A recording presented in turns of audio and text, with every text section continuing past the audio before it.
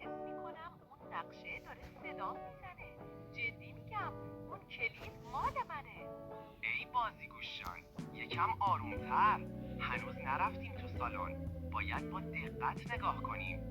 بازیگوش، هر چیزی که برق بزنه کلید نیست. اول باید بدونی با اون کلید چی کار میخوای بکنی. وای ببینین، نور مهتاب افتاده رو نقشه. چقدر قشنگ شده، انگار زنده است.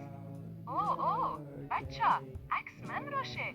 یه ستاره سفیدم زیرشه. ستاره ها همیشه راه و نشون میدن، ولی فقط به دلهای روشن. بازیگوش، یعنی من باید دنبال اون ستاره برم؟ کلید مال منه، نه؟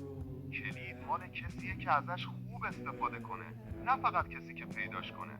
شاید اول باید بفهمیم این سالن چه رازی داره، بعدش دنبال کلید بریم. خب بازیگوش، اگه کلید مال تو بشه باهاش چیکار میکنی؟ شاید در رازها رو باز کنم یا یه چیز بامزه پیدا کنم.